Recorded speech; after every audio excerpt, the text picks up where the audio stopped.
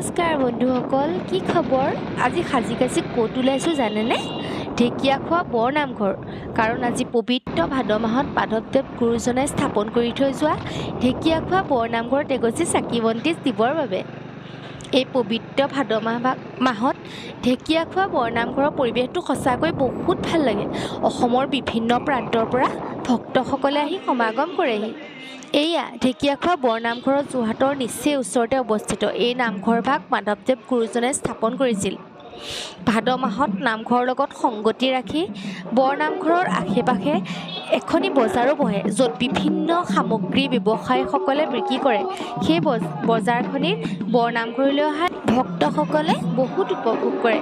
এই পবিত্ৰ ভাদ মাহত ঢেকীয়াখোৱা বৰ নামঘৰৰ নামৰ ধ্বনিয়ে মুখৰিত হৈ পৰে।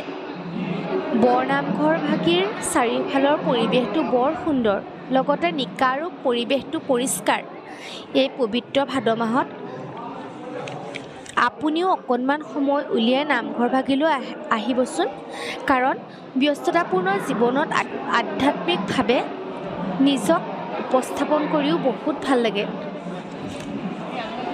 সেইবাবে সকলো অকণমান সময় উলিয়াই আহিব। এয়া আমি চাকি বন্তি দি পেলাই ঘৰমুৱা হ'লোঁ।